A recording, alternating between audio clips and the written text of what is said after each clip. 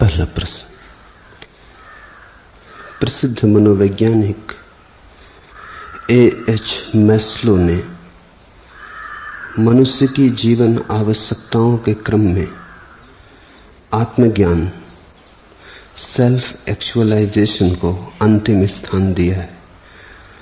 क्या आपके जाने आत्मज्ञान मनुष्य जीवन की एक अनिवार्य आवश्यकता है और धर्म, अध्यात्म जैसे संबोधन अनावश्यक रूप से आत्मज्ञान के साथ जोड़ दिए गए? कृपा करके समझाएं। पहली बात कि आत्मज्ञान न तो अनिवार्य है और न आवश्यकता है। वैसी भाषा आत्मज्ञान के संबंध में मूलभूत रूप से गलत है। भूख है तो रोटी की आवश्यकता है,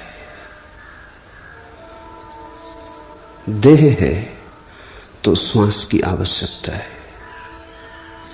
इनके बिना तुम जी ना सकोगे, लेकिन आत्मज्ञान के बिना तो आदमी मजे से जीता है। पानी चाहिए, रोटी चाहिए, मकान चाहिए, इनकी तो आवश्यकता है। इनके बिना तुम एक क्षण न जी सकोगे। आत्मज्ञान के बिना तो अधिक लोग जीते ही हैं। तो पहली तो बात, आत्मज्ञान आवश्यकता नहीं और अनिवार्य तो बिल्कुल ही नहीं। कभी कोई बुद्ध, कभी कोई अष्टावक्र, कोई क्राइस्ट, मोहम्मद उस दशा को उपलब्ध होते। ये इतना अद्वितीय है इस घटना का घटना कि इसको अनिवार्य तो कहा ही नहीं जा सकता। नहीं तो सबको घटती, प्रत्येक को घटती। अध्यात्म एक अर्थ में प्रयोजन शून्य, अर्थहीन है। इसलिए तो हम इस देश में उसे सच्चिदानंद कहते हैं। आनंद का क्या अर्थ, आनंद की क्या आवश्यकता, आनंद की क्या अनिवार्यता? परमात्मा के बिना जगत बड़े मजे से चल रहा है। इसलिए तो परमात्मा कहीं दिखाई नहीं देता, उसकी मौजूदगी आवश्यक नहीं मालूम होती। न दुकान पे जरूरत है, न दफ्तर में जरूरत है, न घर में जरूरत है। आत्मज्ञान तो आत्यंतिक अभिजात्य, आत्यंतिक अरिस्टोक्रेसी है। रोटी की जरूरत है, लेकिन माइकलएंजेलो की मूर्तियों की थोड़ी जरूरत है। उनके बिना आदमी मजे से रह लेगा। छप्पर की जरूरत है, लेकिन कालिदास की क्या जरूरत है? न हो कालिदास के ग्रंथ, कौन सी अड़चन आ जाएगी?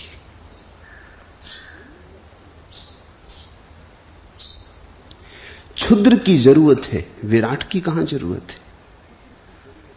और अगर विराट तुम्हारी जरूरत हो तो वह भी क्षुद्र हो जाएगा। विराट तो आनंद है, अहोभाव है। विराट को तुम आवश्यकता की भाषा में मत खींचना। परमात्मा को अर्थशास्त्र मत बनाना, इकोनॉमिक्स मत बनाना। इसलिए तो समाजवादी कहते हैं रोटी, रोजी और मकान, उसमें कहीं परमात्मा को जगह नहीं। इसलिए कम्युनिज्म में परमात्मा को कोई जगह नहीं। थोड़ा सोचो, मार्क्स जैसा अर्थशास्त्री, अगर परमात्मा की कोई आवश्यकता होती, आत्मज्ञान की आवश्यकता होती, तो कम्युनिज्म में कुछ जगह रखता? बिल्कुल जगह नहीं रखी। शुद्ध अर्थशास्त्र में कोई जरूरत ही नहीं। सच तो यह है कि तुम्हारे जीवन में परमात्मा की किरण उतरेगी तो बहुत अड़चनें खड़ी होंगी। इसलिए तो बहुत से लोग हिम्मत नहीं करते। परमात्मा की किरण उतरेगी तो तुम जैसे चलते थे फिर वैसे ना चल पाओगे। अड़चनें आनी शुरू हो जाएंगी, तुम्हारे जीवन का ढांचा बदलने लगेगा। तुम्हारी शैली बदलेगी, तुम्हारा होने का रूप बदलेगा, तुम्हारी दिशा बदलेगी, तुम बुरी तरह अस्त व्यस्त हो जाओगे। तुम्हारा जो जमा जमाया रूप था सब उखड़ेगा, तुम्हारी जड़ें उखड़ जाएंगी। तुम्हें नई भूमि खोजनी पड़ेगी, पुरानी भूमि काम ना आएगी। तुम पृथ्वी पर न टिक सकोगे, तुम्हें आकाश का सहारा लेना होगा। इस बात को तुम जितनी गहराई से समझ लो उतना उपयोगी होगा। परमात्मा बिल्कुल गैर जरूरी है, इसलिए से उन थोड़े से लोगों के ही मन में परमात्मा की प्यास पैदा होती है जिन्हें यह बात समझ में आ गई कि जरूरी में आनंद नहीं हो सकता। जरूरी में ज्यादा से ज्यादा जरूरत पूरी होती। तुम्हें भूख लगी, तुमने भोजन कर लिया। भूखे रहो तो तकलीफ होती है, भोजन करके कौन सा सुख मिल जाता। धूप पड़ती थी, पसीना आता था, तुम परेशान और बेचैन थे, छप्पर के नीचे आ गए, बेचैनी मिट गई। लेकिन छप्पर के नीचे आ जाने से कोई सुख थोड़ी मिल जाता है। आवश्यकता के जगत में दुख है और दुख से छुटकारा है, आनंद बिल्कुल नहीं। यही तो तकलीफ है कि गरीब आदमी जिसके पास धन नहीं है सोचता है धन मिल जाएगा तो आनंद मिल जाएगा। जब धन मिल जाता तब पता चलता गरीबी तो मिट गई, धन भी मिल गया, आनंद नहीं मिला। आवश्यकताओं की तृप्ति में आनंद कहां? आवश्यकताओं की तृप्ति से दुख कम होता जाएगा। और एक और अनूठी घटना घटती कि जैसे जैसे दुख कम होता जाएगा वैसे वैसे तुम्हें लगेगा कि सब दुख भी समाप्त हो जाए और आनंद न मिले तो सार क्या है। एक आदमी है जिसे न कोई बीमारी है, न कोई कष्ट है, न कोई आर्थिक परेशानी है, सब सुख सुविधा है, मकान है, कार है, प्रतिष्ठा है। अब और क्या चाहिए? सब आवश्यकताएं पूरी हो गई, अब और क्या चाहिए? लेकिन वो आदमी भी कहता है कुछ खाली खाली है, कुछ लगता है खो रहा है, कुछ मिला नहीं। जब तक तुम प्रयोजन शून्य से संबंध ना बांधो, जब तक तुम आवश्यकता के ऊपर उठ के ना देखो, जब तक तुम्हारे जीवन में कुछ ऐसा ना घटे जिसकी कोई आवश्यकता नहीं थी, तब तक आनंद ना घटेगा। आवश्यकता के मिटने से, पूरे होने से दुख नहीं होता है, सुविधा हो जाती है, आनंद भी नहीं होता। आनंद तो घटता है तब जब तुम आवश्यकता के पार उठते हो। अर्थ शून्य में, फूलों में, संगीत में, काव्य में कोई जरूरत नहीं है, वेजनर हो या ना हो, शेक्सपियर हो या ना हो, रविंद्रनाथ हो या ना हो, क्या सार है? खाओगे कविताओं को, पियोगे, ओढ़ोगे। लेकिन ये तो मैं इसलिए नाम ले रहा हूं कि तुम्हें समझ में आ जाए, इनमें भी थोड़ा बहुत अर्थ हो सकता है, परमात्मा में उतना भी अर्थ नहीं। आत्मज्ञान तो बिल्कुल ही निरर्थक है। उसका होने का रस तो है, अर्थ बिल्कुल नहीं। उसे तुम कमोडिटी, बाजार में बिकने वाली वस्तु ना बना सकोगे। जिस दिन कोई व्यक्ति इस सत्य को समझने में समर्थ हो जाता है कि जब तक मैं आवश्यकता की पूर्ति खोजता रहूंगा तब तक मैं एक वर्तुल में घूमूंगा, रोज भूख लगेगी, रोज खाना कमा लूंगा, रोज खाना खा लूंगा, फिर भूख मिट जाएगी, कल फिर भूख लगेगी, फिर भोजन, फिर भूख, फिर भोजन। भोजन से कुछ सुख ना मिलेगा, सिर्फ भूख से जो दुख मिलता था वो ना होगा। सांसारिक आदमी की परिभाषा यही है, जो केवल सुविधा खोज रहा है, असुविधा ना हो। आध्यात्मिक आदमी का अर्थ यही है कि जो इस सत्य को समझ गया कि सुविधा सब भी मिल जाए तो जीवन में फूल नहीं खिलते, न सुगंध उठती, न गीत बजते, नहीं, जीवन की वीणा खाली ही पड़ी रह जाती। इसलिए मैं धर्म को आभिजात्य कहता हूं। आभिजात्य का अर्थ है इसका कोई प्रयोजन नहीं, ये प्रयोजनहीन, प्रयोजन शून्य या कहो प्रयोजन अतीत। और तुम्हारे जीवन में जब भी कभी कोई प्रयोजन अतीत उतरता है, वहीं थोड़ी सी झलक आनंद की मिलती है। जैसे प्रेम में, प्रेम का क्या अर्थ है, क्या सार है? खाओगे, पियोगे, ओढ़ोगे, क्या करोगे प्रेम का? अगर कोई तुमसे पूछने लगे कि क्या पागल हो रहे हो, प्रेम से फायदा क्या है? बैंक बैलेंस तो बढ़ेगा नहीं, मकान बड़ा बनेगा नहीं, प्रेम से फायदा क्या है? क्यों समय गंवाते हो? इसलिए तो राजनीतिक प्रेम मेरेम के चक्कर में नहीं पड़ता। वो सारी शक्ति पद पर लगाता है, प्रेम पर नहीं। धन का दीवानी, धन का आकांक्षी सारी शक्ति धन को कमाने में लगाता है। प्रेम वो कहता है अभी नहीं, अभी फुर्सत कहां। फिर प्रेम का प्रयोजन भी कुछ नहीं दिखाई देता, एक तरह का पागलपन मालूम होता है। तुम व्यावहारिक लोगों से पूछो, वो कहेंगे प्रेम यानी पागलपन।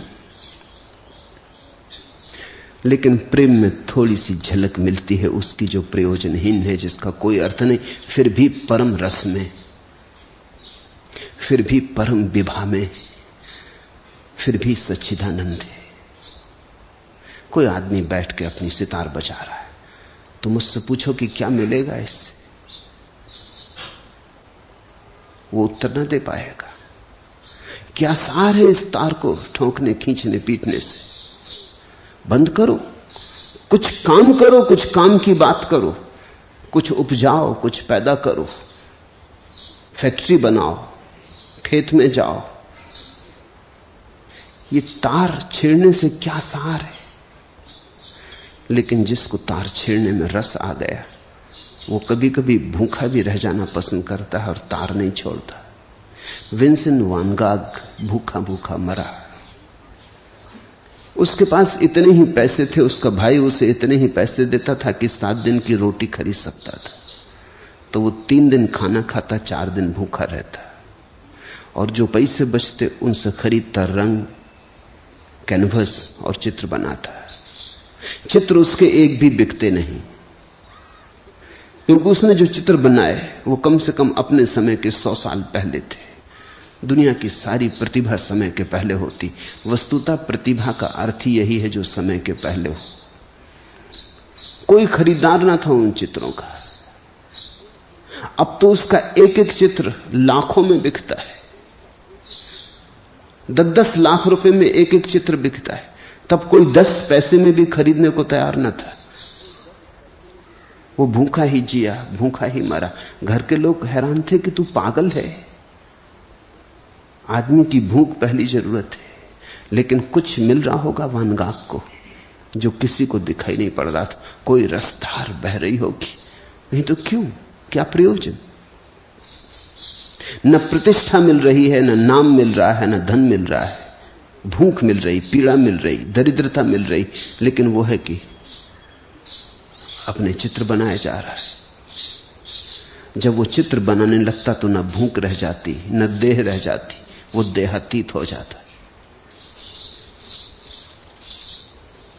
जब उसके सारे चित्र बन गए जो उसे बनाने थे, तो उसने आत्महत्या कर ली।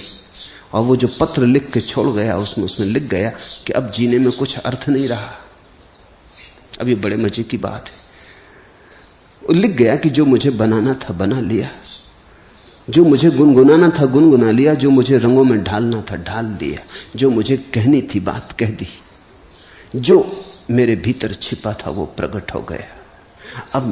अब कुछ अर्थ नहीं है रहने का। वो जो अर्थहीन चित्र बना रहा था वही उसका अर्थ था। जब उसका काम चुक गया, वो विदा हो गया। जीवन में जैसे कोई और अर्थ था नहीं। क्या फायदा, रोटी रोज खा लो फिर भूख लगा लो, फिर रोटी रोज खा लो फिर भूख लगा लो। हर रोटी नई भूख ले आती, हर भूख नई रोटी की मांग ले आती। ये तो एक वर्तुल हुआ जिसमें हम घूमते चले जाते। इससे सार क्या है? तुमने कभी सोचा? एक आदमी अगर 80 साल जिए तो 80 साल में अगर उसने किया क्या जिसको तुम अर्थपूर्ण प्रक्रियाएं कहते हो, रोटी रोजी मकान, उसने किया क्या? जरा तुम गौर करो, न मालूम कितने हजारों मन भोजन उसने मलमूत्र बना दिया, इतने ही काम किया। जरा सोचो 80 साल में उसने कितने मलमूत्र के ढेर अगर वो लगाते चला जाता तो कितने ढेर लग जाते, पहाड़ खड़े कर देता। बस इतना ही उसका काम है। पीछे तुम मलमूत्र का एक पहाड़ छोड़ के विदा हो जाओ, इसको तुम अर्थ कहते हो। लेकिन यही अर्थ जैसा मालूम पड़ता है, इसका ही अर्थशास्त्र है। मैं इसीलिए परमात्मा को अर्थ नहीं कहता, क्योंकि अर्थ देने से ही तो अर्थशास्त्र का हिस्सा हो जाएगा। मैं उसे कहता हूं अर्थातीत, वो कोई आवश्यकता नहीं है। और जब तक तुम आवश्यकताओं में उलझे हो तब तक तुम उस तरफ आंख ना उठा सकोगे। इसलिए मैं कहता हूं जब कोई समाज बहुत समृद्ध होता है तभी धर्म में गति होती, अन्यथा नहीं होती। ये मेरी बात बड़ी मुश्किल में डालती है लोगों को, क्योंकि लोग पूछने लगते हैं तो फिर क्या गरीब धार्मिक नहीं हो सकता? मैं नहीं ये कहता, गरीब भी धार्मिक हो सकता है, लेकिन गरीब समाज कभी धार्मिक समाज नहीं हो सकता। व्यक्तिगत रूप से गरीब भी इतना प्रतिभावान हो सकता है कि धार्मिक हो जाए, जीवन की व्यर्थता को समझ ले, जिसको हम अर्थ कहते हैं उसकी व्यर्थता समझ ले, तो फिर जो अर्थातीत है वही अर्थ हो जाता है। लेकिन वो बड़ी रूपांतरण की, बड़ी क्रांति की बात है। लेकिन समृद्ध समाज निश्चित रूप से धार्मिक हो जाता है। मेरे देखे तो वही समृद्ध समाज है जो धार्मिक हो जाए। भारत जब अपने स्वर्ण शिखर पर था, जब जरूरतें पूरी थीं, खलिहान भरे थे, खेतों में फसलें थीं, लोग भूखे न थे, पीड़ित न थे, परेशान न थे, तब धर्म ने ऊंचे शिखर छुए, तब भगवत गीता उतरी, तब अष्टावक्र की महागीता उतरी, तब उपनिषद गूंजे, तब बुद्ध और महावीरों ने इस देश को जगाया। वो स्वर्ण शिखर था। अब वैसा स्वर्ण शिखर पश्चिम जा चुका है। अब अगर धर्म की कोई भी संभावना है तो पश्चिम में है, पूरब में नहीं है। पूरब के साथ धर्म का अतीत है, पश्चिम के साथ धर्म का भविष्य है। तुमने अपने हाथ गंवाया। तुमने ये सोच के गंवाया कि क्या रखा है धन में, संपदा में। कुछ भी नहीं रखा है, यह भी सच है। लेकिन जब धन संपदा होती तभी पता चलता है कि कुछ भी नहीं रखा है। इतनी सार्थकता उसमें है ये दिखाने की। और जब तुम्हारे जीवन में सब होता है और तुम पाते हो कुछ भी नहीं हुआ, तो पहली दफा एक हुक उठती कि अब खोजें उसे जो आवश्यकता नहीं है। और अनिवार्य तो बिल्कुल ही नहीं है परमात्मा। अनिवार्य का तो अर्थ ये होता है तुम चाहे करो चाहे ना करो होकर रहेगा। अनिवार्य मौत है, समाधि नहीं। अनिवार्य तो मृत्यु है, ध्यान नहीं। अनिवार्य बुढ़ापा है, धर्म नहीं। अनिवार्य इतना ही है कि जो क्षणभंगुर है बह जाएगा। शाश्वत आएगा कि नहीं ये अनिवार्य नहीं है। शाश्वत तो तुम खोजोगे तो आएगा, खोजोगे, भटकोगे, बार बार पालोगे और खो जाएगा, बड़ी मुश्किल से आएगा। अनिवार्य तो कतई नहीं। अनिवार्य का तो ये मतलब है कि तुम बैठे रहो, कुछ ना करो, होने वाला है, होके रहेगा। मौत जैसा होगा परमात्मा। फिर जैसे सभी आदमी मरते हैं ऐसे सभी आदमी आत्मज्ञान को उपलब्ध हो जाएंगे। नहीं, न तो अनिवार्य है और न आवश्यकता है। आत्मज्ञान खोजने से होगा, गहन साधना से होगा, बड़ी त्वरा से होगा। दांव पर लगाओगे अपने को तो होगा। आत्मज्ञान भाग्य नहीं है कि हो जाएगा, लिखा है विधि में। विधि में जो लिखा है वो तो क्षुद्र है, वो होता रहेगा। 14 साल के हो जाओगे तो काम वासना पैदा होगी। 80 साल के हो जाओगे तो मौत आ जाएगी। 50 के पार होने लगोगे तो बुढ़ापा आ जाएगा। काम वासना अनिवार्य है। 14 साल के हुए कि हर बच्चे में हो जाती। अगर किसी बच्चे में न हो तो कुछ गड़बड़ है, तो चिकित्सा की जरूरत है। होनी ही चाहिए, अनिवार्य है, प्राकृतिक है।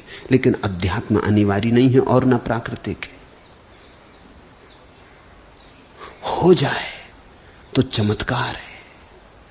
जब हो जाए किसी को तो आश्चर्य है, जो नहीं घटना चाहिए वो घटा। इसलिए तो हम सदियों तक याद रखते हैं बुद्ध को, कि जो नहीं घटना था वो घटा, जिसकी कोई अपेक्षा न थी वो घटा, जिसकी कोई संभावना न थी वो घटा। हजारों साल बीत जाते, बुद्धों को हम नहीं भूल पाते, उनकी याद हमें सताती, कोई तार हमारे हृदय में बजता रहता है। असंभव भी हुआ है। इस पृथ्वी पर सबसे ज्यादा असंभव घटना आत्मज्ञान है। जब मैं कहता हूं असंभव, तो मैं ये नहीं कह रहा हूं कि नहीं घटने वाली, घटती है, घट सकती है, लेकिन अनिवार्यता नहीं है। ऐसा नहीं है कि तुम कुछ ना करोगे और अपने से घट जाएगी। प्राकृतिक नहीं है, अति प्राकृतिक है। पूछा है कि क्या आपके जाने आत्मज्ञान मनुष्य जीवन की एक अनिवार्य आवश्यकता है? दोनों बात नहीं है। अनिवार्य हो तो फिर तुम्हें कुछ करने की जरूरत ना रही। तुम्हें बहुत कुछ करना पड़ेगा, तब भी घट जाए तो चमत्कार है। तब भी पक्का नहीं है, आश्वासन नहीं कि घट ही जाएगी, कोई गारंटी नहीं। बड़ी अभूतपूर्व घटना है। उतार के लाना है सीमा में असीम को, उतार के लाना है देह में परमात्मा को, उतार के लाना है शून्य को मन में, महाशून्य के लिए जगह बनानी। अनिवार्य तो बिल्कुल नहीं है। अनिवार्य तो वही है जो हो गया है। वासना हो गई है, घर बस गया है, धन की दौड़ चल रही, पद की दौड़ चल रही, राजनीति अनिवार्य है, धर्म अनिवार्य नहीं है। इसलिए तो हमने इस देश में धार्मिक व्यक्ति को समादर दिया। हमने सम्राटों को आदर नहीं दिया, क्योंकि इसमें क्या है, सभी सम्राट होना चाहते, नहीं हो पाते ये दूसरी बात है, लेकिन सभी होना चाहते, सभी की आकांक्षा है। ये होना कुछ विशेष नहीं, ये बड़ी साधारण बात है। पद पर हो जाना कुछ विशेष बात नहीं। एक गांव में बुद्ध का आगमन हुआ था, तो उस गांव के वजीर ने अपने राजा को कहा कि बुद्ध आते हैं, हम स्वागत के लिए गांव के बाहर चलें। राजा अकड़ीला था, उसने कहा जाने की हमें क्या जरूरत, और बुद्ध हैं क्या, भिखारी ही हैं, आ जाएंगे अपने आप, हमारे जाने न जाने की क्या जरूरत है। वो बूढ़ा वजीर तो ये सुन के रोने लगा।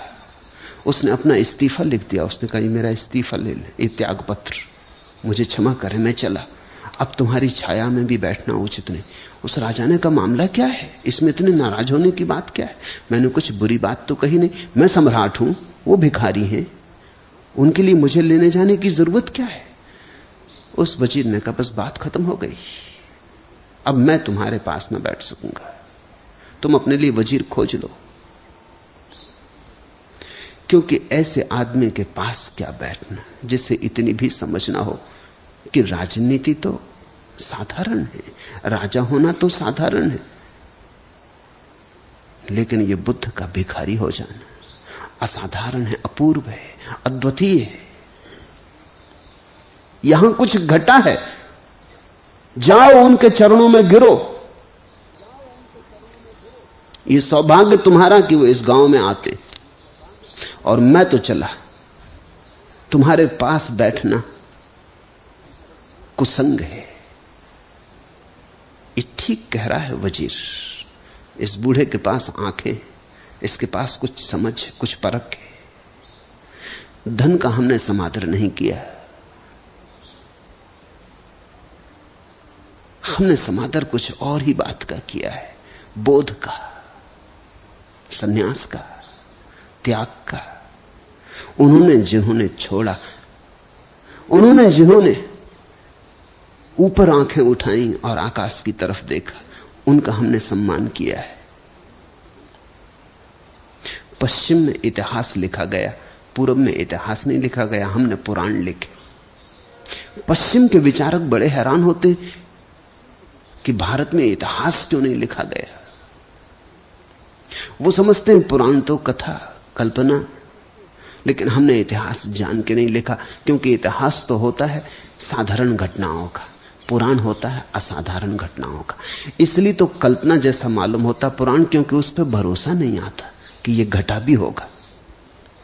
पुराण का अर्थ होता है जो कभी कभी घटता है, इतिहास का अर्थ होता है जो रोज घटता है, जो पुनरुक्ति है। नेपोलियन हो कि नादिर शाह हो कि तैमूर लंग हो कि चंगेज हो कि हिटलर हो कि स्टालिन हो कि माओ हो, ये रोज की घटना है, इससे इतिहास बनता है। ये तो अखबार की कतरने हैं जिनसे इतिहास बनता है। बुद्ध का घटना अनहोना है, नहीं घटना था और घटा। जैसे अचानक आधी रात में सूरज उगा है कि अंधेरे में किरण उतर आए और हम पकड़ भी ना पाए और खो जाए, और हमारे हाथ भी ना लगे और खो जाए, हम थके और अवाक रह जाएं, आए और चली जाए। गूंजे गीत हम ठीक से सुन भी ना पाए क्योंकि हम अपने शोरगुल से भरे, और गीत विदा हो जाए, एक स्मृति भर रह जाए और हमें खुद ही शक होने लगे कि यह गीत सुना था, ऐसा आदमी देखा था। हमें खुद ही भरोसा ना आए, हम खुद संदेह में पड़ने लगे। जैसे जैसे स्मृति फीकी होने लगे और दूर होने लगे, वैसे वैसे हम ही को भरोसा ना आए, ऐसा हुआ था। पुराण का अर्थ होता है जो कभी कभी होता है, हजारों साल में कभी कभी होता है। वैसी अद्वितीय घटनाओं के संग्रह का नाम पुराण है। पुराण पर भरोसा आता ही नहीं। इतिहास तो रद्दी है, इतिहास तो कूड़ा करकट है, कचरे का ढेर है जो रोज होता है। पुराने दिनों में लोग सुबह उठ के गीता पढ़ते थे या धम्मपद पढ़ते थे या कुरान पढ़ते थे, अब उठ के अखबार पढ़ते। जो रोज होता, तुमने अखबार में कभी ख्याल किया तुम जो पढ़ते हो वो रोज होता है, फिर भी तुम रोज उसी को पढ़ते हो। तुमने अखबार में कुछ नया होते देखा? किसी ने कभी अखबार में नया होते देखा? अखबार से ज्यादा पुरानी चीज तुमने देखी? कहते हो नया अखबार, 2 दिन का पुराना हो जाए तो फिर तुम नहीं पढ़ते। मैं एक जगह रहता था तो मेरे पास एक पागल आदमी रहता था, उसको अखबारों का बड़ा शौक था। वो सब मोहल्ले के अखबार इकट्ठे कर लेता, शायद अखबारों के कारण पागल हो गया हो, कुछ पता नहीं।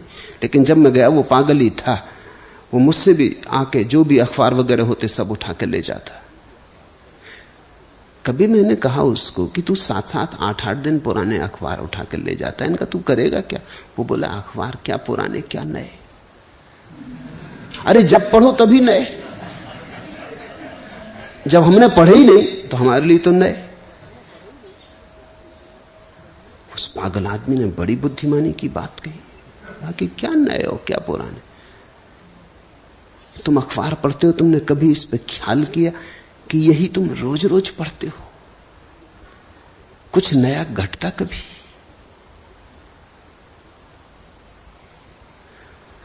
नया तो कुरान में घटा है, धम्मपद में घटा है, अष्टावक्र में घटा है। पुराने लोग ज्यादा होशियार थे, वो वही पढ़ते थे जो अघट है, अनिर्वचनीय है, पकड़ में नहीं आता। नहीं होना था फिर भी हो जाता है। वे दुर्लभ फूल खोजते थे, तुम कूड़ा करकट खोजते हो। दुर्लभ फूलों की खोज में वे भी धीरे धीरे दुर्लभ हो जाते थे।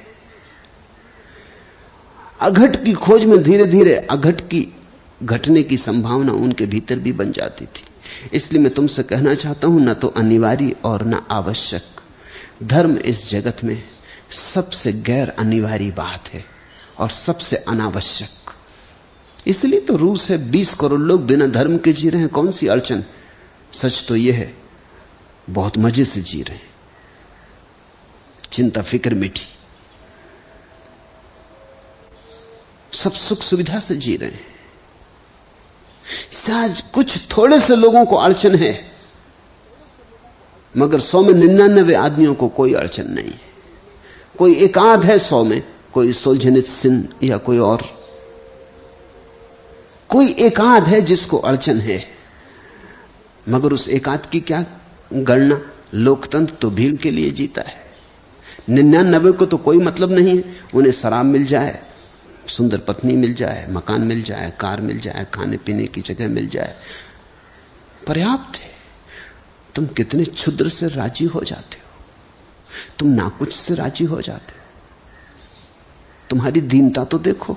अष्टावक्र कहते ये तुम्हारा मालिन्य तो देखो, कैसे मलिन हो तुम, कितने क्षुद्र से राजी हो जाते हो। दुनिया में धर्म अगर बिल्कुल विदा हो जाए तो बहुत थोड़े लोगों को अड़चन होगी। कोई गौतम बुद्ध पैदा होगा तो उसे अड़चन होगी, लेकिन बाकी को तो कोई अड़चन ना होगी। अपूर्व है धर्म। कभी कभी खिलने वाला फूल है, रोज नहीं खिलता। कभी कभी खिलने वाला फूल है। मेरे पास कुछ दिनों तक एक माली था। वो एक पौधा ले आया। वो मुझसे कहने लगा इसके 500 रुपए देने हैं जिससे खरीदा। मैंने कहा पागल, इस एक पौधे के 500 रुपए, इसका इतना मूल्य? मामला क्या है, इस पौधे की खूबी क्या है? उसने कहा इसमें फूल खिलता है, लेकिन वो 12 साल में एक बार खिलता है। तो मैंने कहा फिर देने लायक, फिर तू 500 नहीं 1000 भी दे तो ले जा, क्योंकि जब 12 साल में फूल खिलता है तो अद्वितीय है। ऐसा मौसमी फूल है, 2 सप्ताह 4 सप्ताह में खिल जाते। 12 साल तो थोड़ा धर्म जैसा फूल है, इसे तू जरूर लगा, इस मेरे बगीचे में होना ही चाहिए। हम प्रतीक्षा करेंगे इसकी जब खिलेगा। और जब फूल खिला, वो रात को ही खिलता है, पूर्णिमा की रात को वो खिला, तो सारा पड़ोस, दूर दूर से लोग उसे देखने आने लगे। वो कभी कभी खिलता, उसके दर्शन रोज रोज नहीं होते। बुद्ध पुरुष कभी कभी खिलते हैं, वो सहस्त्रार का कमल कभी कभी खिलता है। उसकी आकांक्षा मत करो जो रोज खिलता है, जो रोज मिलता है, उस क्षुद्र में कुछ भी नहीं। उसकी आकांक्षा करो जो अपूर्व है, अद्वितीय है, अनिर्वचनीय है, पकड़ के बाहर है। उसे चाहो जो असंभव है। जिस दिन तुमने असंभव को चाहा उसी दिन तुम धार्मिक हुए। असंभव की वासना धर्म की मेरी परिभाषा है। तरतुलियन का बड़ा प्रसिद्ध वचन है कि मैं ईश्वर में भरोसा करता हूं क्योंकि ईश्वर असंभव है। असंभव है इसलिए भरोसा करता हूं। संभव में क्या भरोसा करना? संभव में भरोसा करने के लिए कोई बुद्धिमानी चाहिए, कोई बड़ी प्रतिभा चाहिए। संभव में भरोसा तो बुद्धू से बुद्धू को आ जाता है। असंभव में भरोसा के लिए तुम्हारे भीतर श्रद्धा के पहाड़ उठे, गौरी शंकर निर्मित हो, तो असंभव की श्रद्धा होती। असंभव की चाह है धर्म, पैशन फॉर द इम्पॉसिबल।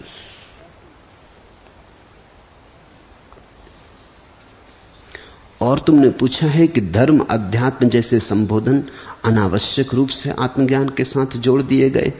नहीं, जरा भी नहीं। वे संबोधन बड़े सार्थक हैं। धर्म का अर्थ होता है स्वभाव। वो बड़ा सांकेतिक शब्द है। धर्म का अर्थ रिलीजन या मजहब नहीं होता। रिलीजन या मजहब को तो हम संप्रदाय कहते हैं। धर्म का अर्थ तो बड़ा गहरा है, जिसके कारण इस्लाम धर्म है, और जिसके कारण ईसाईयत धर्म है, और जिसके कारण जैन धर्म है, और जिसके कारण हिंदू धर्म है, जिसके कारण ये सारे धर्म धर्म कहे जाते हैं, वो जो सबका सारभूत है उसका नाम धर्म है। ये सब उस धर्म तक पहुंचने के मार्ग हैं, इसलिए संप्रदाय है। ईसाईयत एक संप्रदाय हुई, हिंदू एक संप्रदाय है, जैन एक संप्रदाय है, बौद्ध एक संप्रदाय है, इस्लाम एक संप्रदाय है। धर्म तो वो है जहां तक ये सभी संप्रदाय पहुंचा देते हैं। इसलिए इस्लाम को धर्म कहना उचित नहीं, हिंदू को धर्म कहना उचित नहीं। संप्रदाय, संप्रदाय शब्द अच्छा है। इसका अर्थ होता है मार्ग, जिससे हम पहुंचे, जिस पे पहुंचे वो धर्म है। धर्म बड़ा अनूठा शब्द है। उसका गहरा अर्थ होता है स्वभाव। हमारा जो आत्यंतिक स्वभाव है, हमारे भीतर के आखिरी केंद्र पर जो छिपा है बीज की तरह, उसका प्रकट हो जाना। हम परमात्मा को बीज की तरह लिए घूम रहे हैं। हम जन्मों जन्मों तक घूमते रहे परमात्मा को बीज की तरह लिए। जब तक हम उस बीज को भूमि न देंगे ध्यान की, तब तक धर्म का वृक्ष खड़ा न होगा। अगर धर्म से परिचित होना है तो ध्यान में गहरे उतरना पड़े, क्योंकि ध्यान भूमि बनता है और धर्म का बीज ध्यान की भूमि में अंकुरित होता है। दुनिया में धर्म नहीं है, हां कभी कभी धार्मिक व्यक्ति होते, जो हैं वो सब संप्रदाय है।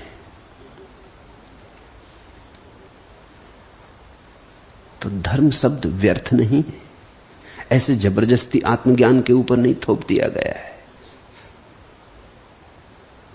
और अध्यात्म भी बड़ा बहुमूल्य शब्द है, उसका भी वही मतलब होता है, वो जो तुम्हारी निजता है। समझने की कोशिश करो। तुम्हारे पास दो तरह की चीजें हैं, एक तो जो तुम्हें दूसरों ने दी है, जो तुम्हारी निजी नहीं है। जैसे भाषा, जब तुम पैदा हुए थे तो तुम कोई भाषा लेके ना आए थे, भाषा तुम्हें दी गई। मौन तुम लेके आए थे, भाषा तुम्हें दी गई। मौन अध्यात्म है, भाषा सामाजिक है। जो तुम लेके आए थे, जो तुम्हारा है, निजी है, वो अध्यात्म है। जो उधार है, भाषा है, वो अध्यात्म नहीं है। जो भी तुम्हें दूसरों ने दे दिया है वो अध्यात्म नहीं।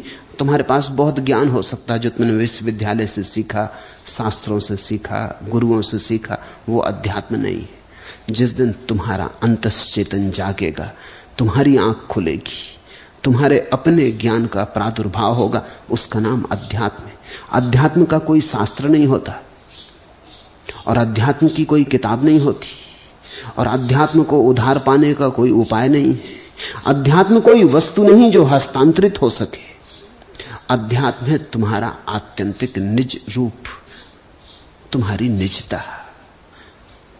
जिस दिन तुम सब उधार को छांट के अलग कर दोगे, कहते जाओगे यह भी मैं नहीं, यह भी मैं नहीं, नेति नेति, तुम इंकार करते जाओगे और वैसी घड़ी बचेगी जब तुम इंकार न कर सकोगे, जिसे तुम्हें कहना पड़ेगा यही मैं हूं। उस दिन अध्यात्म तो साक्षी भाव ही अध्यात्म है, बाकी तो सब गैर अध्यात्म है। ये शब्द बड़े प्यारे हैं, इन शब्दों का अर्थ समझोगे तो तुम्हारे भीतर शब्दों का अर्थ सुनते सुनते, समझते समझते ही कुछ घटना घटनी शुरू हो जाएगी। एक छोटी सी चिंगारी महावन को जला देती। ये छोटे छोटे शब्द नहीं है, ये छोटी छोटी चिंगारियां हैं।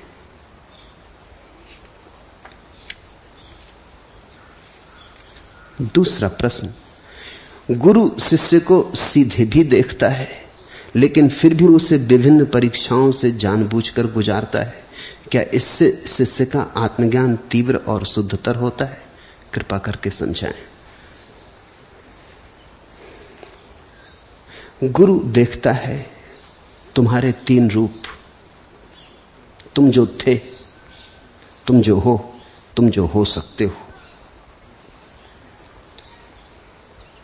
तुम जो थे उससे तुम्हें छुटकारा दिलाना है, तुम्हारे अतीत से तुम्हें मुक्ति दिलानी, तुम्हारे अतीत को पोंछ डालना है, साफ कर देना है। वो कचरा है जो तुम्हारे दर्पण पे इकट्ठा हो गया। तुम्हें अतीत से विच्छिन्न करना है, ये पहला काम। फिर तुम जो हो उसके प्रति तुम्हें जगाना है, क्योंकि तुम्हें उसका बिल्कुल पता नहीं कि तुम कौन हो। तुम जो रहे हो अब तक, तुम्हारा अतीत इतना बोझिल हो गया है, उसमें तुम इस भांति दब गए हो कि तुम्हारा वर्तमान तुम्हें दिखाई नहीं पड़ता। और वर्तमान बड़ा छोटा सा क्षण है, बड़ा आणविक, इतना छोटा क्षण है कि तुम उसे पकड़ भी नहीं सकते। तुमने देखा कि ये रहा वर्तमान, कि वो गया। इतना कहने में कि ये रहा वर्तमान, वर्तमान अतीत हो जाता है। इतना समय में तो वर्तमान गया। वर्तमान को कहने के लिए शब्द भी जुटाओ, उतनी देर में वर्तमान जा चुका होता है। वर्तमान तो बड़ी पतली धार है, बड़ी सूक्ष्म। वहां तो तुम शांत साक्षी रहोगे तो ही पकड़ पाओगे। तो तुम्हें अतीत से छुटकारा दिलाना है, तुम्हें वर्तमान में जगाना है। और भविष्य, अगर तुम अतीत में जकड़े रहे तो अतीत ही तुम्हारे भविष्य का निर्णायक होता है, अतीत ही तुम्हारे भविष्य को बनाता है। मुर्दा तुम्हारे भविष्य को भी नष्ट करता चला जाता है, क्योंकि तुम भविष्य की जो योजना बनाओगे वो कहां से लाओगे? तुम्हारे अतीत से लाओगे। अतीत के अनुभव के आधार पर ही तुम भविष्य के भवन खड़े करोगे। वो पुनरुक्तियां होंगी, वो फिर वही दोहराना होगा। थोड़े बहुत हेरफेर कर लोगे, रंग बदल लोगे, थोड़ा रूप बदल लोगे, लेकिन होगा वो अतीत ही, सजाया हुआ, समारा हुआ। लाश ही होगी अच्छे वस्त्रों में श्रृंगारित। भविष्य की तुम योजना जो भी बनाओगे अतीत से आएगी, वो अतीत का प्रोजेक्शन, प्रक्षेपण होगा। तो गुरु की चेष्टा होगी कि वो तुम्हें अतीत को भविष्य में प्रक्षेपित न होने दे, नहीं तो तुम्हारा अतीत तो नष्ट हुआ, तुम्हारा भविष्य भी नष्ट हो जाएगा। गुरु की चेष्टा होगी कि तुम्हें अतीत से मुक्त करवा दे, और गुरु की चेष्टा होगी कि तुम्हें भविष्य की चिंता और विचारणा से भी मुक्त करवा दे, क्योंकि भविष्य का सारा विचार भविष्य को नष्ट करना है। भविष्य का विचार कैसे हो सकता है? भविष्य तो वही है जो अभी आया नहीं, भविष्य तो वही है जिसका तुम्हें कोई पता नहीं। भविष्य तो अभी कोरी स्लेट है, कोरा कागज है जिस पर कुछ लिखा नहीं गया। अभी तुम भविष्य पे अगर कुछ लिखना शुरू कर दोगे तो तुम भविष्य को खराब कर लोगे, उसका कोरापन घर आने के पहले ही खराब हो जाएगा। तो वर्तमान में तुम्हें जगाना है, अतीत से तुम्हें छुटकारा दिलाना है, भविष्य के सपनों को अवरुद्ध करना है। इन तीन कामों के लिए गुरु सारी की सारी चेष्टा करता है, तुम्हें जगाता है, फिर परीक्षाएं भी खड़ी करता है कि तुम जागे या नहीं, क्योंकि तुम्हारी नींद इतनी गहरी है कि कई बार तुम नींद में ही सपना देख लेते हो कि जाग गए। तुम्हें ऐसे सपने याद होंगे जिनमें तुमने नींद में सपने में समझ लिया कि जाग गए।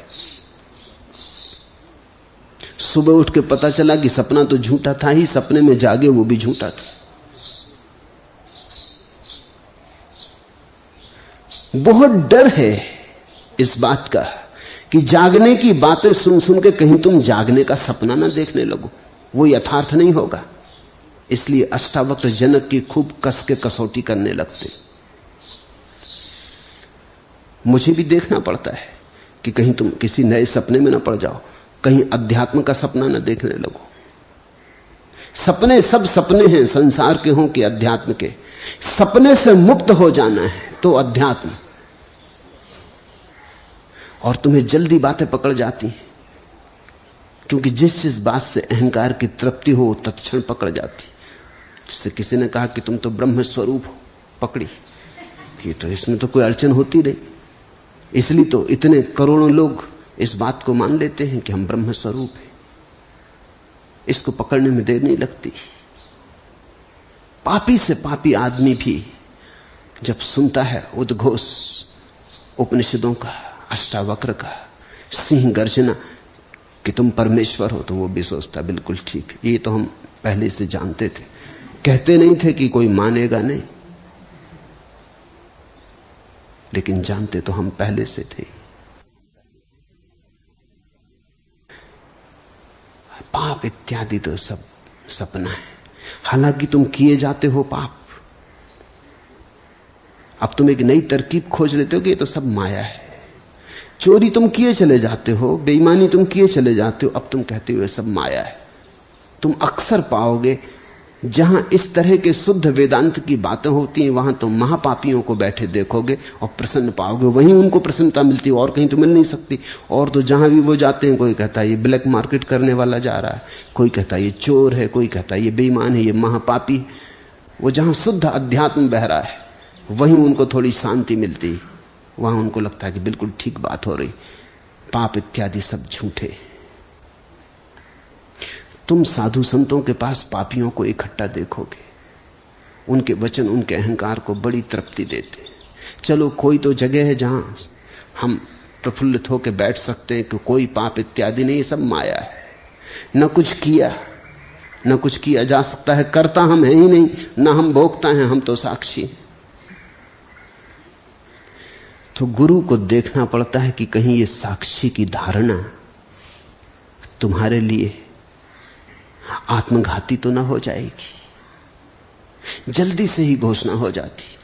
अभी जनक और अष्टावक्र की बातें सुन के अनेक लोगों ने मुझे पत्र लिख दिए कि आपने खूब जगा दिया, अब हमको ज्ञान हो गया।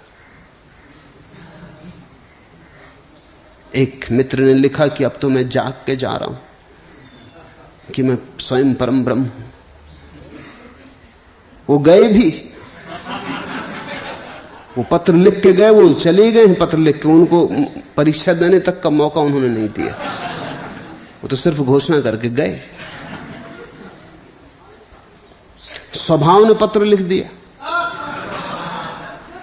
कि मैं जाग गया, धन्यवाद प्रभु कि आपने बता दिया कि मैं भगवान हूं। न इतना किया, वो सिर घुटा लिए उसी जोश में। लक्ष्मी मुझसे कहने लगी कि ऊषा आके रोती उनकी पत्नी। मैंने लक्ष्मी का ऊषा का तो बिल्कुल फिक्र मत कर, ऐसे कहीं स्वभाव जागने वाले नहीं। तो सिर घुटाने से क्या होता, देख चोटी बचा ली, उसी में सब बच गया।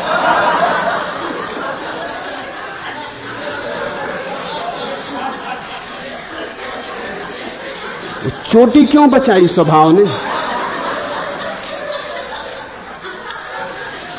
हिंदू चोटी तो बचाए गई। मैंने उनकी पत्नी को खबर भेज दी कि तू बिल्कुल घबरा मत ऊषा, जब तक मैं ही ना कहूं ये जाग गया तब तक तू फिक्र मत कर। ऐसी तो ये कई करवटें लेंगे और फिर सो जाएंगे।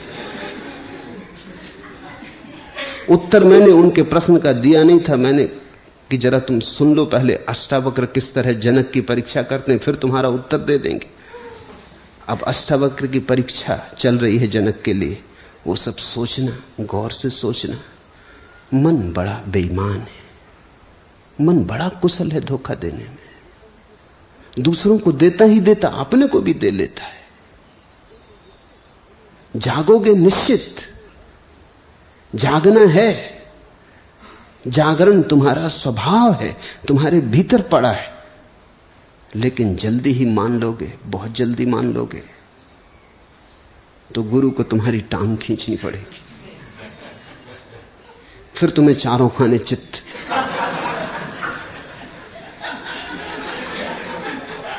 अगर तुम न गिराए गए तो तुम किसी खतरे में पड़ सकते हो।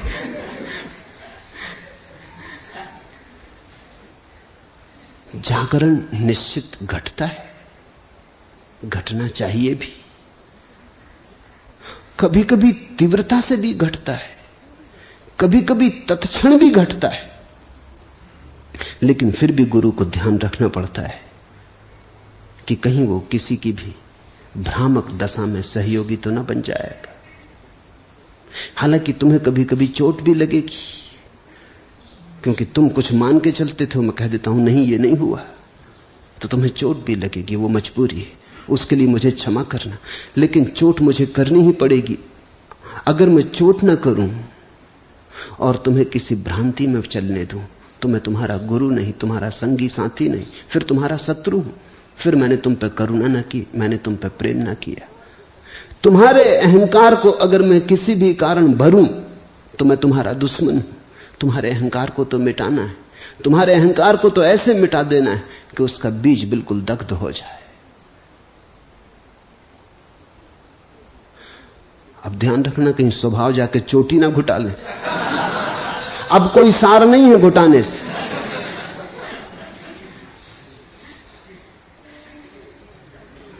अब तो मैंने कह दिया, अब कुछ मतलब नहीं। अब तुम घुटा भी लो तो कोई फर्क नहीं पड़ता। चेष्टा तो है समझने की, स्वभाव की गहन चेष्टा है, बड़ी तीव्र आकांक्षा है। जागना चाहते हैं, जागना चाहते हैं, इसलिए तो कभी कभी नींद में भी जागने का सपना देख लेते। आकांक्षा शुभ है, आकांक्षा होनी चाहिए। एक अर्थ में धन्यभागी है ऐसा व्यक्ति, क्योंकि कम से कम उनसे तो बेहतर है जो नींद में भी जागने का सपना नहीं देखते। कम से कम जागने का सपना ही सही, लेकिन जागने की आकांक्षा होगी तभी तो जागने का सपना देखोगे। अगर अहंकार सन्यास से भी भरते हो तो भी शुभ है एक अर्थ में, कि सन्यास से भर रहे हो अहंकार। सन्यास की आकांक्षा तो है ही, अब थोड़ी और आगे जाना है, इस आकांक्षा को परिशुद्ध करना पूरा। जागना ही है, सपना क्या देखना जागने का। जागने के सपने से कुछ सार ना होगा। इस प्रभु की यात्रा के रास्ते पर कई पड़ाव पड़ेंगे जहां तुम्हारा सो जाने का मन होगा। शक्तियां जगेंगी तब तुम्हारा सो जाने का मन होगा। तुम कहोगे आ गए, बस हो गया। देखो शक्ति जग गई। एक मुसलमान युवक मेरे पास साधना करता था, बड़ी गहन आकांक्षा से साधना में लगा था, बड़ी अटूट उसकी निष्ठा थी। वो एक दिन मेरे पास आया और उसने कहा कि घटना घट गई, मालूम होता है आत्मज्ञान हो गया। कहा हुआ क्या? उसने कहा कि मैं एक बस में बैठा था और ऐसा बस मुड़ी पहाड़ी के किनारे, तो मुझे लगा कि मेरे सामने जो आदमी बैठा है वो कहीं गिर तो न जाएगा। और जैसे ही मुझे लगा कि वो गिर गया तो मैंने सोचा कि कहीं मेरे विचार ने तो इसको नहीं गिरा दिया, पर मैंने कहा संयोग की बात भी हो सकती। तो मैंने एक दूसरी दफे जब मोड़ी बस, तो मैंने एक दूसरे आदमी पे ध्यान किया और सोचा कि ये आदमी गिरेगा, वो आदमी गिर गया। तब मैं थोड़ा घबराया कि ये मामला क्या, पर फिर भी मैंने सोचा कि एक परीक्षा और कर लेनी चाहिए। तीसरी दफे जब बस मुड़ी तो एक बहुत मोटे आदमी पे, जिसके गिरने की संभावना ही नहीं थी, जो ऐसा फंसा बैठा था कि सीट ही छोटी पड़ रही थी, बस पूरी भी उलट जाए तो वो शायद न उल्टे। उसको सोचा कि ये गिर जाए, वो गिर गया। तो फिर बोला, फिर तो मुझे एकदम घबराहट हो गई। घबराहट भी हुई और आनंद भी आया। मैंने कहा कि तो मालूम होता है शक्ति हाथ में आ रही। अब वस्तु था उसे घट रहा था, फिर भी मुझे कहना पड़ा ये पागलपन है, ये एकाग्रता की क्षमता है। अगर तुम ध्यान करते करते बहुत एकाग्र हो जाओ और उस एकाग्रता में कोई विचार तुम सोचो, वो तत्क्षण घट जाएगा। इसलिए समस्त योग शास्त्रों ने कहा है, इसके पहले कि तुम ध्यान की एकाग्रता में उतरो, तुम्हें शुभ विचारों से भर जाना चाहिए। क्योंकि अगर ध्यान की एकाग्रता के बाद अशुभ विचार तुम्हारे भीतर चलते रहे तो उनके परिणाम आने शुरू हो जाएंगे। इसलिए पतंजलि ने इसके पहले की धारणा, ध्यान, समाधि साधो, यम, नियम, प्राणायाम, प्रत्याहार, इन सब की साधने की बात कही। इतने परिशुद्ध हो जाओ कि जब ध्यान की ऊर्जा उठे तो तुम्हारे पास गलत विचार तो हो ही नहीं। इसलिए महावीर ने कहा ध्यान के पहले अहिंसा का भाव गहरा कर लो। बुद्ध ने कहा ध्यान के पहले करुणा का भाव गहरा कर लो। बुद्ध ने तो यह भी कहा कि हर ध्यान के बाद,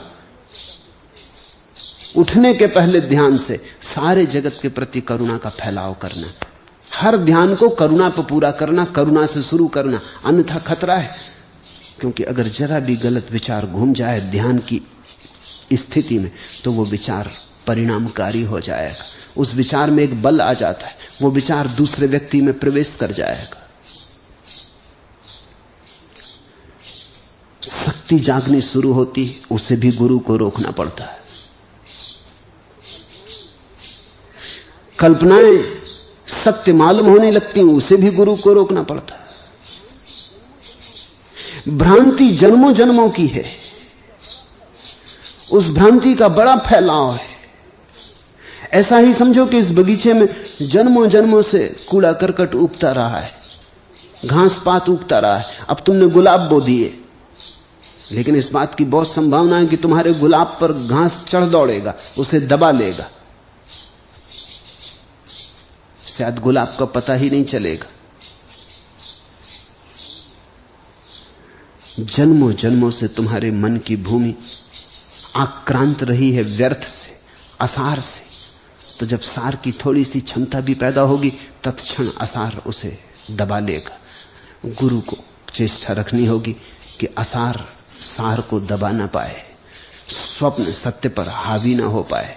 इसलिए बहुत सी परीक्षाओं से गुजारना होगा। गुरु की मौजूदगी ही परीक्षा है।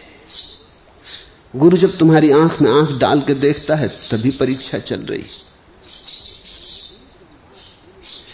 गुरु के पास होने का अर्थ ही यह होता है कि तुम 24 घंटे कसे जा रहे हो, और इस कसने से घबराना मत, इस कसने के लिए तैयार रहना और गुरु को धन्यवाद देना कि मुझे ऐसा छोड़ मत देना, मुझे कसते चलना, क्योंकि यात्रा लंबी है, अनजान है, अपरिचित है। मुझे तो कुछ पता नहीं, कहीं भटक ना जाऊं। भटकाव की संभावना ज्यादा है पहुंचने के बजाय, क्योंकि भटकाव हमारा पुराना अभ्यास है।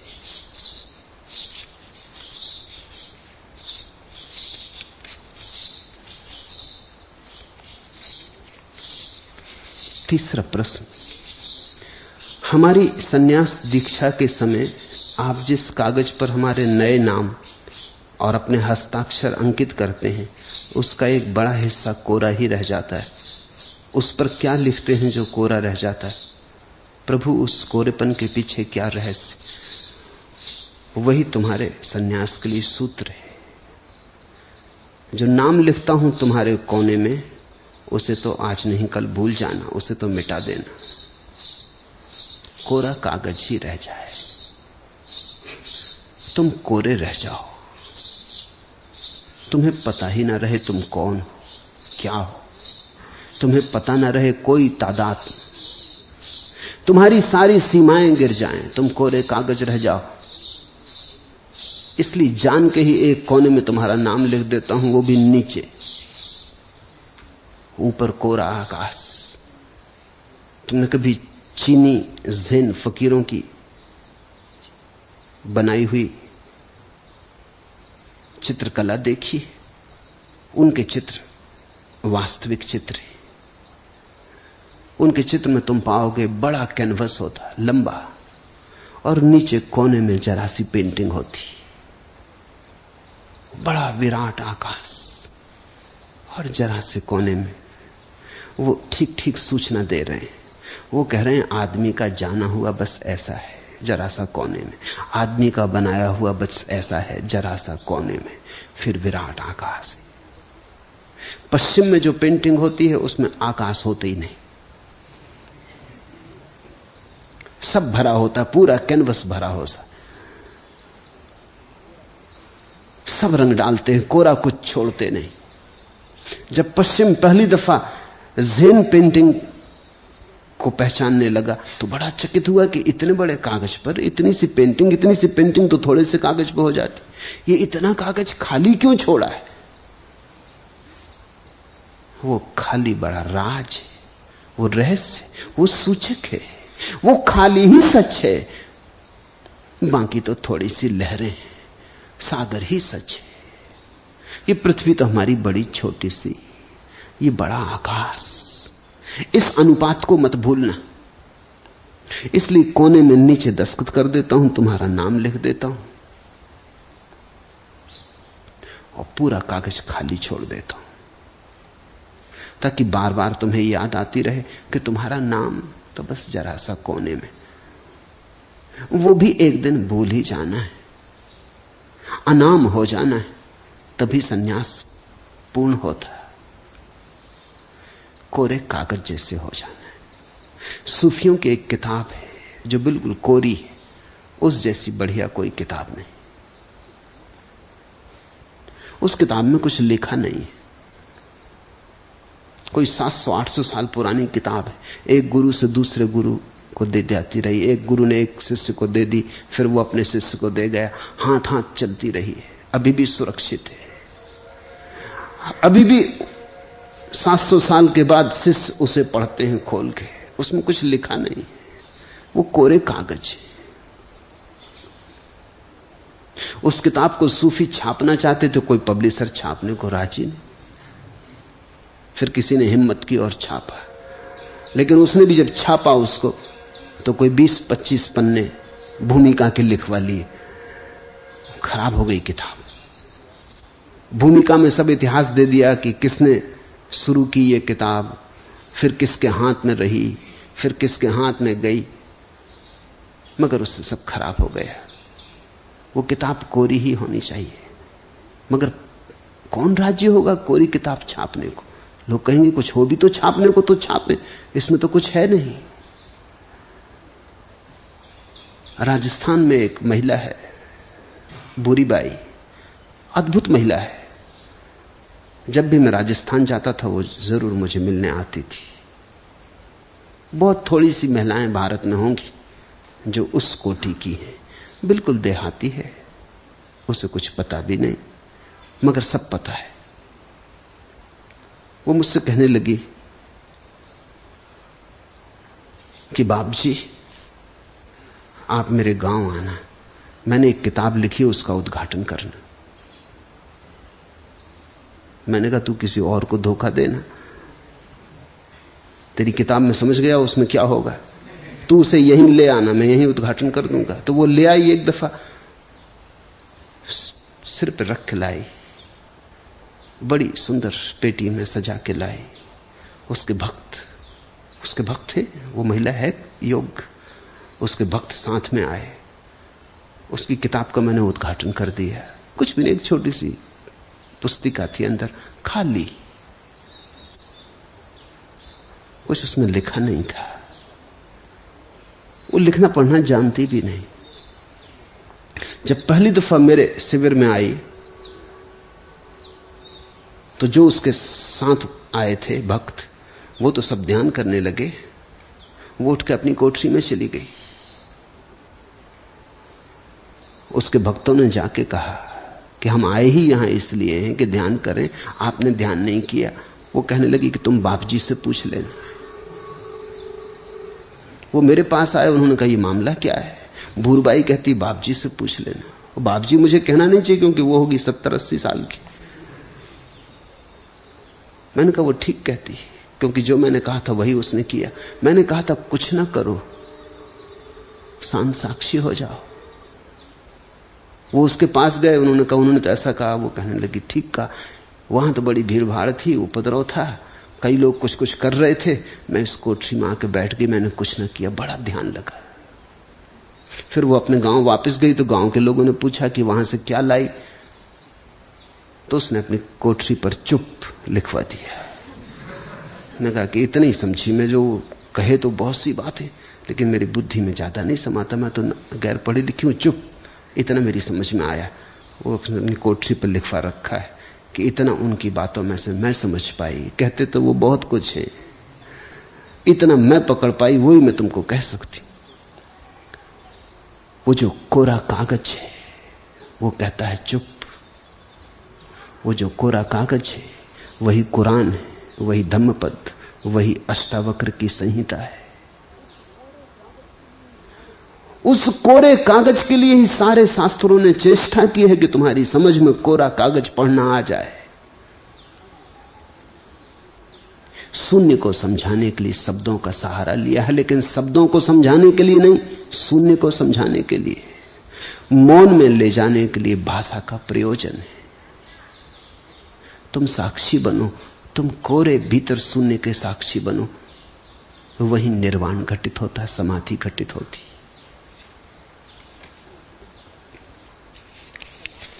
पांचवा प्रश्न। कल आपने मोह और ज्ञान के गंगा तट जाने की कथा कही। उसमें मोह तो गंगा में स्नान कर प्रेम को उपलब्ध हो गया, लेकिन ज्ञान का क्या हुआ? कृपा कर ज्ञान की नियत पर भी थोड़ा प्रकाश डाल। वो अभी भी भटक रहा है, ज्ञान अभी भी भटक रहा है। ज्ञान बड़ी अकड़ी हुई बात है। तुम पंडित से ज्यादा अहंकारी और किसको पाओगे? धनी भी उतना अहंकारी नहीं होता जितना अहंकारी तथाकथित ज्ञानी हो जाता है। जिसको यह लगता है कि मुझे मालूम है, उसकी अकड़ का क्या कहना। तो ज्ञान तो राजी न हुआ कल्प गंगा में उतरने को। कल्प गंगा ने तो दोनों को कहा था, ज्ञान और मोह दोनों खड़े थे किनारे। ज्ञान और मोह को तुम ऐसा समझ लो कि हृदय और बुद्धि, संकल्प और समर्पण, भाव और विचार, नाम कुछ भी दे दो, दोनों खड़े थे। गंगा ने कहा, आओ प्यारे, स्नान कर लो मुझ में, हो जाओ पवित्र, नहलाऊंगी तुम्हें, शुद्ध कर दूंगी, नया कर दूंगी, पुनर्जीवन होगा तुम्हारा। मोह तो उतर गया, क्योंकि मोह तो भाव है, हृदय है, तर्क नहीं है वहां। उसने तो निमंत्रण स्वीकार कर लिया, उसने कहा कि चलो देखें, वो तो उतर गया।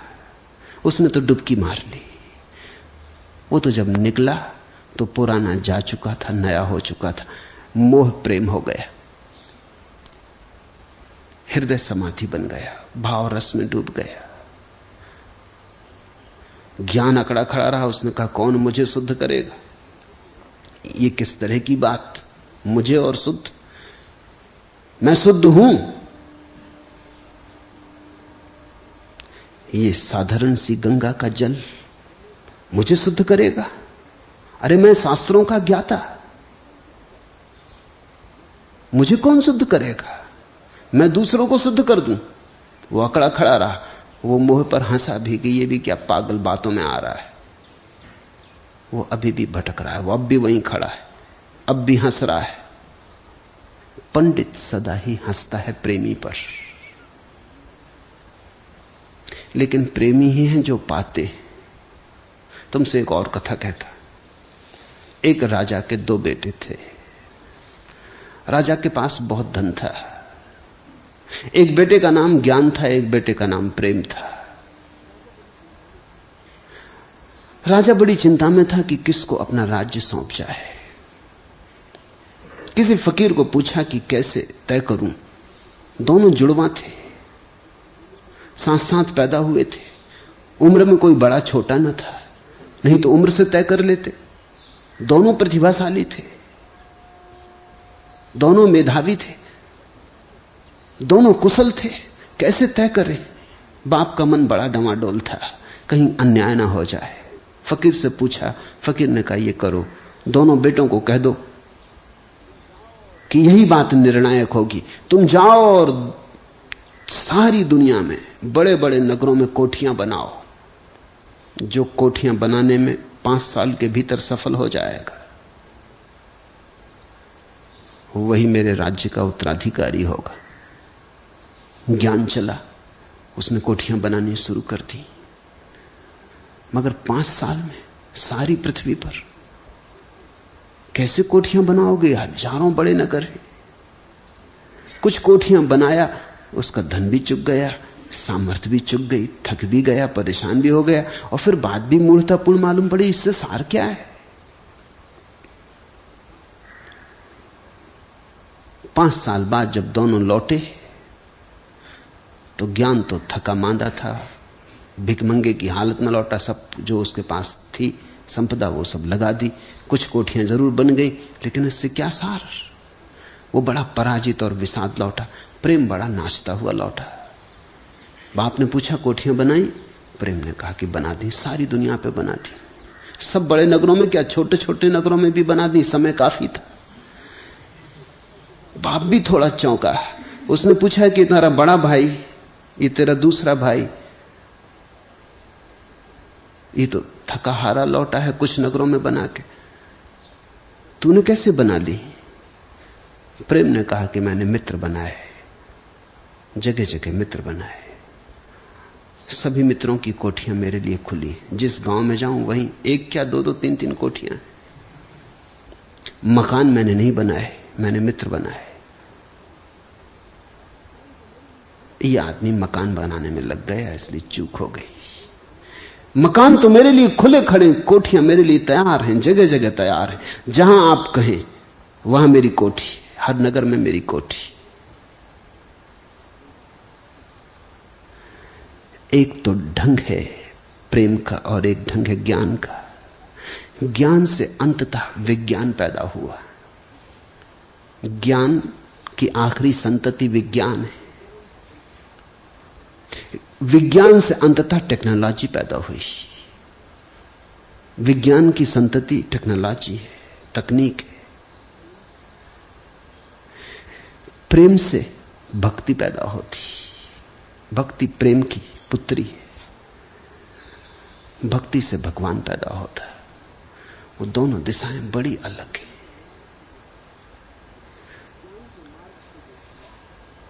ज्ञान के मार्ग से जो चला है वो कहीं ना कहीं विज्ञान में भटक जाएगा, इसलिए तो पश्चिम विज्ञान में भटक गया। यूनानी विचारकों से पैदा हुआ पश्चिम की सारी परंपरा, वो ज्ञान के, उनकी बड़ी पकड़ थी अरस्तु, प्लेटो, तर्क और विचार और ज्ञान। जानना है, जान के रहेंगे। उस जानने का अंतिम परिणाम हुआ कि अणुबम तक आदमी पहुंच गया, मौत खोज ली और कुछ सार ना आया। पूर्व प्रेम से चला है, तो हमने समाधि खोजी, हमने कुछ अनूठा आकाश खोजा जहां सब भर जाता है, सब पूरा हो जाता है। अब तो पश्चिम परेशान है, अपनी है ज्ञान से परेशान है। अल्बर्ट आइंस्टीन मरने के पहले कह के मरा है कि अगर मुझे दोबारा जन्म मिले तो मैं वैज्ञानिक ना होना चाहूंगा, कतई नहीं। प्लम्बर होना पसंद कर लूंगा, वैज्ञानिक होना पसंद नहीं करूंगा। बड़ी पीड़ा में मरा है कि क्या सार, जानने का क्या सार, होने में सार है। प्रेम भी जब तक झुके नहीं तब तक भक्ति नहीं बनता। ज्ञान भी अगर झुक जाए तो ध्यान बन जाता है, लेकिन ज्ञान झुकने को राजी नहीं होता, प्रेम झुकने को बड़े जल्दी राजी हो जाता है। अगर ज्ञान भी उतर गया होता गंगा में, समझ लो उतरा नहीं, उतर गया होता है, उसने भी निमंत्रण स्वीकार कर लिया होता, डुबकी मार ली होती, तो जैसे मोह प्रेम बन के निकला, ज्ञान ध्यान बन के निकल सकता था। लेकिन किनारे पे अकड़ा खड़ा रह गया, तो विज्ञान बन गया, तो टेक्नोलॉजी बन गई, तो सब चीजें खराब होती चली गई। ऐसा नहीं है कि ज्ञान की वृत्ति वाले व्यक्ति के लिए मार्ग नहीं, झुक जाए वो भी तो उसके लिए भी मार्ग है। प्रेमी झुकता है तो प्रार्थना पैदा होती है, ज्ञानी झुकता है तो ध्यान पैदा होता है। प्रार्थना भी परमात्मा पे ले जाती, ध्यान भी परमात्मा पे ले जाता है। भाषा अलग होगी। जब ध्यानी परमात्मा पे पहुंचेगा तो वो कहेगा आत्मा, क्योंकि दूसरे का कोई उपाय नहीं ध्यान में। जब प्रेमी परमात्मा पे पहुंचता है तो वो आत्मा नहीं कहता, वो कहता तुम ही हो, मैं कहां। ये सिर्फ भाषा के भेद हैं, दोनों एक ही महाशून्य पर पहुंच गए हैं। एक उसे आत्मा कहता है, एक उसे परमात्मा कहता है। ये भाषा के भेद है। अगर तुम्हारी विचार पर बहुत पकड़ हो तो ध्यान का मार्ग पकड़ो, डुबकी मगर लगाओ। इधर रही गंगा, ये मैं कहता कि आ जाओ ले लो डुबकी, मैं तुम्हें नया कर दूंगा। अगर विचार पे बहुत पकड़ है कोई हर्जा नहीं। जो मोह तक को रूपांतरित कर देती है गंगा, वो विचार को न कर पाएगी। मोह तक को रूपांतरित कर दिया प्रेम में, तो विचार की क्या ताकत है। विचार तत्क्षण ध्यान में रूपांतरित हो जाता है, लेकिन झुकना पड़े। बिना झुके कुछ भी नहीं, बिना समर्पित हुए कुछ भी नहीं।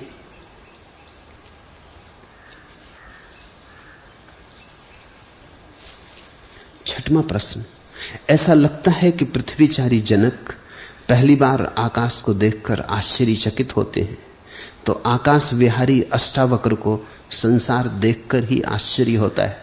क्या सच ही संसार और मोक्ष एक दूसरे के लिए इतने आश्चर्य के विषय हैं? वे परस्पर विरोधी हैं या एक दूसरे के पूरक? न तो विरोधी और न पूरक। जब एक होता है तो दूसरा होता ही नहीं। ऐसा समझो कि प्रकाश और अंधेरा एक दूसरे के विरोधी हैं या एक दूसरे के पूरक। न पूरक न विरोधी, क्योंकि जब प्रकाश होता है तो अंधेरा नहीं होता, जब अंधेरा होता है तो प्रकाश नहीं होता। पूरक होने के लिए तो दोनों को साथ साथ होना चाहिए, विरोधी होने के लिए भी दोनों को साथ साथ होना चाहिए। लेकिन एक ही होता है, दूसरा तो बचता ही नहीं। जब तुम्हारे जीवन में आकाश का अनुभव आना शुरू होता है, पृथ्वी खो जाती। इसलिए तो उस परम दशा को प्राप्त लोगों ने कहा यह पृथ्वी माया है। माया का अर्थ है भ्रम हो गई, खो गई, सपनेवत हो गई। जब पृथ्वी का सपना पकड़ता है तुम्हें जोर से, तो आत्मा, ब्रह्म, ईश्वर सब सपनेवत हो जाते। जिसके लिए पृथ्वी सच है उसके लिए आत्मा माया है, जिसके लिए आत्मा सच है उसके लिए पृथ्वी माया हो जाती। लेकिन दोनों साथ साथ कभी नहीं होते, एक ही होता है। ऐसा समझो कि रस्सी में सांप दिखाई पड़ गया, तो जब तक सांप दिखाई पड़ता तब तक रस्सी दिखाई नहीं पड़ती। फिर जब दिया ले आया और रस्सी दिखाई पड़ गई तो सांप दिखाई नहीं पड़ता। तो तुम क्या कहोगे, एक दूसरे के पूरक हैं या एक दूसरे के विरोधी? न तो पूरक न विरोधी, क्योंकि दोनों कभी साथ साथ होते नहीं, एक ही है। एक ही भ्रांति में दूसरे जैसा भासता है। आकाश ही है, परमात्मा ही है। तुम्हारे देखने के ढंग में जरा भूल है तो तुम आकार में उलझ जाते हो, निराकार को नहीं देख पाते। तो तुम रूप में उलझ जाते हो, अरूप को नहीं देख पाते। गुण को तो पकड़ लेते हो, निर्गुण छूट जाता है। फिर जब तुम्हारी समझ गहन होती, प्रगाढ़ होती और तुम अरूप को देखने लगते हो तो रूप खो जाता है। तब तुम निराकार को देखने लगते हो तो आकार खो जाता है। और इसलिए आश्चर्य पैदा होता है। जनक आश्चर्यचकित थे क्योंकि जब पहली दफा आकाश दिखाई पड़ा तो पृथ्वी एकदम खो गई। जिस पे सदा से खड़े थे, अचानक वो पैरों के नीचे से खिसक गई जमीन। तो वो आश्चर्य से भरे हैं। वो कहते हैं आश्चर्य, आश्चर्य, ये हुआ क्या, ये कैसे हुआ? अष्टावक्र भी आश्चर्य से भरे हैं। वो आकाश की तरफ से जब देखते हैं तो पृथ्वी वहां कहीं भी नहीं है। तो वो कहते हैं कि ये आश्चर्य, तुझे आश्चर्य होता है आकाश को देखकर, मुझे आश्चर्य हो रहा है तेरी पृथ्वी की बातें सुनकर। दोनों का आश्चर्य बिल्कुल ठीक है, क्योंकि जिसने रस्सी में सांप देखा था, जब उसे पता चलेगा कि रस्सी है तो वो आश्चर्यचकित होगा। जो सदा से जानता रहा कि रस्सी रस्सी है, वो भी आश्चर्यचकित होगा कि किसी ने इसमें सांप देख लिया। दोनों आश्चर्यचकित होंगे।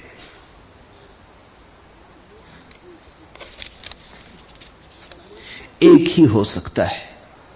परमात्मा और पदार्थ दो चीजें नहीं, सत्य और संसार दो चीजें नहीं। जब हम सत्य को गलत ढंग से देखते हैं और हमारी व्याख्या गलत होती तो संसार, जब हम संसार को ठीक से देख लेते हैं और व्याख्या ठीक हो जाती तो सत्य। परमात्मा को ही देखते हैं हम हर हाल, कुछ भी देखो परमात्मा को ही देखते हो, और कुछ है ही नहीं जिसको देख सकते हो। हां, तुम्हारे देखने में अगर थोड़ी भ्रांति हो, तुम्हारी आंख में अगर थोड़ी खराबी हो, तो जो तुम्हें दिखाई पड़ता है, जो तुम देख लेते हो, वो जो दिखाई पड़ रहा है उससे भिन्न हो जाता है। लेकिन जो दिखाई पड़ रहा है वो तो वही का वही है, शाश्वत, सनातन। उसमें कोई रूपांतरण नहीं होता है। आदमी की भूल है संसार, आदमी की गलत व्याख्या है संसार। रात अंधेरे में तुम देख लेते हो तुम्हारा ही लंगोट टंगा है। अब लंगोट में दो हाथ जैसे मालूम पड़ते, लंगोटी लटकी, को लगता आदमी खड़ा। तुम ही टांग आए दिन में, और रात तुम ही बाहर जाने से डरने लगते हो कि वहां कोई आदमी खड़ा मालूम होता है। लंगोट अब भी लंगोट है। लंगोट ने डराने का तुम्हें कुछ भी नहीं किया है, मगर तुम ही घबरा सकते हो। कभी अंधेरे में तुमने देखा, अंधेरे रास्ते पर एकांत में चलते हुए अपने ही जूते की आवाज ऐसी लगती कि कोई पीछे आ रहा है, घबराहट पकड़ने लगती।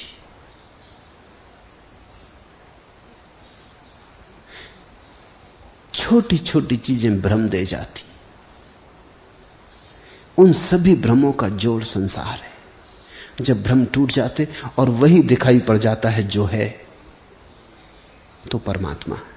परमात्मा यानी जो है, संसार यानी जैसा हमने देख लिया है। सातवां प्रश्न, मैं कभी कभी अपने शरीर पर गैरिक वस्त्र देखकर चकित हो उठता हूं। जीवन में मैंने अनगिनत स्वप्न देखे, उनमें यह स्वप्न कहा था कि मैं सन्यासी भी होऊंगा। मैंने तो सदा साधु सन्यासियों का मखौल ही उड़ाया किया। कहीं ऐसा तो नहीं है कि उनमें से किसी सच्चे सन्यासी ने मुझे यह वरद साप दिया कि तुम्हारी देह पर भी गैरिक वस्त्र उतर जाएं।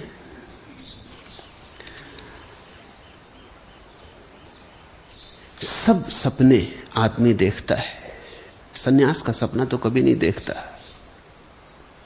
क्योंकि सन्यास सपना नहीं, सपनों से जागना है।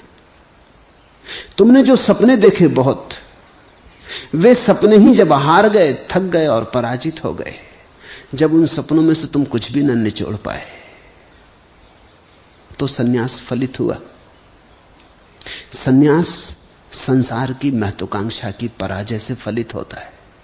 धन पाया तो व्यर्थ, नहीं पाया तो दुखदाई, पद पाया तो व्यर्थ, नहीं पाया तो दुखदाई। दौड़ दौड़ के कभी पाके कभी ना पाके हर हाल दुख पाया।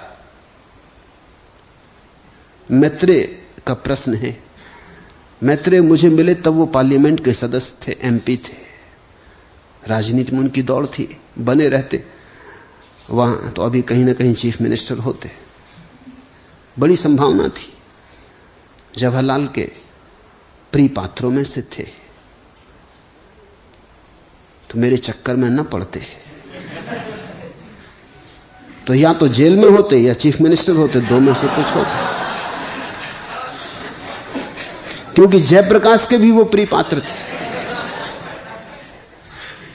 दोनों से बचा लिया मैंने उन्हें। लेकिन मैं समझ पाता हूं उनका प्रश्न, उन्होंने कभी सपना भी नहीं देखा होगा। राजनीतिक कहीं सपना देखता सन्यासी होने का? राजनीति और धर्म बड़ी विपरीत आयाम है, उनसे ज्यादा विपरीत और कुछ भी नहीं। राजनीति है महत्वाकांक्षा, धर्म है महत्वाकांक्षा से शून्य हो जाना। राजनीति है पद प्रतिष्ठा की दौड़, दूसरों पर काबू पाने की दौड़, और धर्म है अपने मालिक होने की आकांक्षा। ये बड़ी भिन्न बातें हैं। दूसरे के स्वामी होने की जो आकांक्षा है वो राजनीति, अपने स्वामी होने की जो आकांक्षा है वो धर्म। इसलिए तो सन्यासियों को हम स्वामी कहते हैं। इससे तुम ये मत समझ लेना कि तुम किसी दूसरे के स्वामी में तुमको बना रहा हूं। ऐसी भ्रांति हो सकती है कि हमको स्वामी बना दिया, अब हम सबके स्वामी हैं, ऐसा मत सोच लेना। अपने बस इतने हो गए तो काफी, अपना ही कोई स्वामी हो जाए तो पर्याप्त है। और जो अपना स्वामी नहीं है वो दूसरों के स्वामी होने की चेष्टा कर रहा है, उसकी यात्रा असफल होना निश्चित है। जो अभी अपना भी स्वामी नहीं हो पाया वो किसका स्वामी हो पाएगा?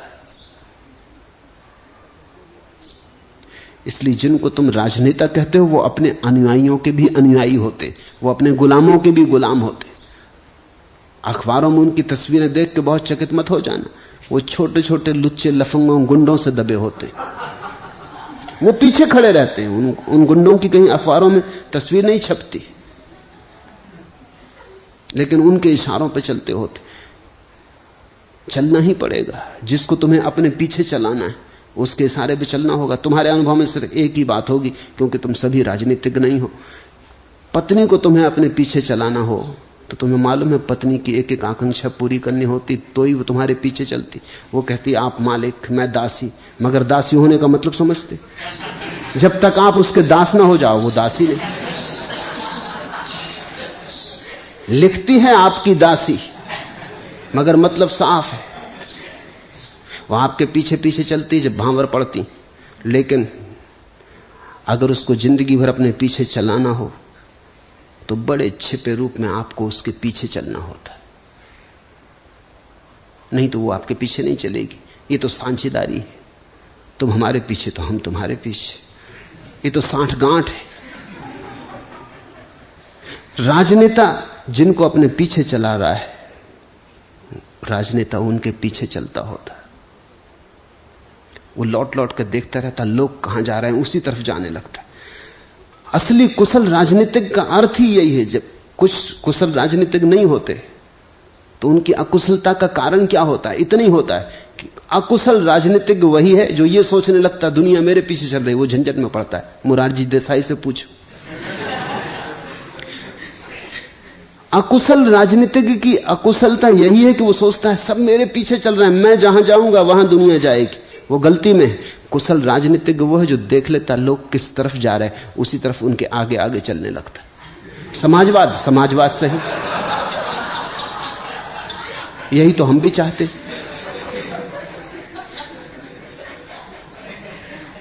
मुल्ला नसरुद्दीन अपने गधे पे भागा जा रहा था। एक बाजार में लोगों ने उसे रोक लिया और पूछा कि कहां जा रहा है। उसने कहा मुझसे मत पूछो, मेरे गधे से पूछो, क्योंकि मैं राजनीतिज्ञ हूं।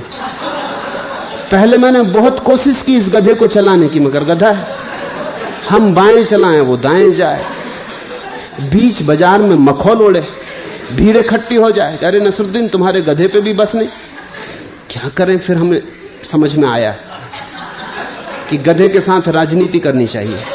अब गधा जिस तरफ जाता हम उसी तरफ जाते। दुनिया यही समझती कि हम गधे को चला रहे हैं और गधा हमको चला रहा है। मैत्रेय जी राजनीति में थे।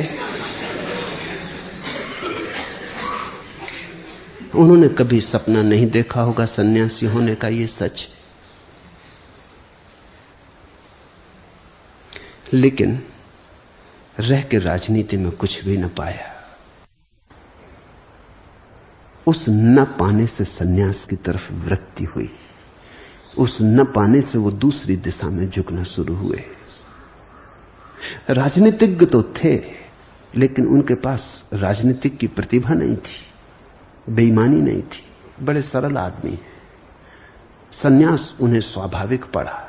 राजनीति में वो बड़े उलझन में पड़े थे। राजनीति में बड़ी बेचैनी में थे। अड़चन थी, वो उनके अनुकूल न था। वो उतने ओछे और छोटे आदमी नहीं थे। वहां सफलता उनकी है जो जितने ओछे, जितने छोटे। वहां सफलता उनकी है जो जितने नीचे उतर आए। वहां कोई आदमी अगर सरल हो, सीधा साधा हो, तो वहां सफलता नहीं है। वो गलत दिशा में पड़ गए थे। वो दिशा उनके लिए नहीं थी। शायद सन्यासियों की मजाक भी वो इसलिए उड़ाते रहे हों क्योंकि हम मजाक भी अकारण नहीं उड़ाते। अक्सर तो ऐसा होता है कि हम मजाक उन्हीं की उड़ाते हैं जिनसे हमारी ईर्ष्या होती। जैसे तुम पाओगे सरदारों की मजाक पूरे मुल्क में उड़ाई जाती, उसमें कुछ कारण है, सरदारों से ईर्ष्या है। ईर्ष्या के कारण भी साफ है, सरदार तुमसे ज्यादा मजबूत, गर्दन दबा दे तो तुम्हारी ची बोल जाए। तो पूरे भारत में सरदार पास में खड़ा हो तो तुम्हें बेचैनी तो होती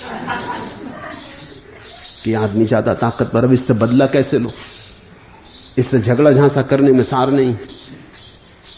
तो हम मजाक उड़ाते, हम मखौल करते।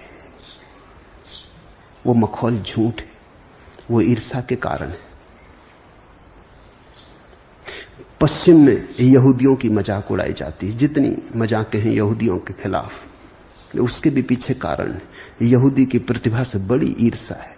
जहां यहूदी का पैर रख दे वहां दूसरों को हट जाना पड़ता है। जितनी नोबेल प्राइज यहूदियों को मिलती उतनी दुनिया में किसी को नहीं मिलती। एक तरफ सारी दुनिया और एक तरफ यहूदी, अकेले उनकी संख्या ज्यादा नहीं, लेकिन नोबेल प्राइज वो इतनी मार ले जाते हैं कि चकित होना पड़ता है कि मामला क्या है। इस सदी को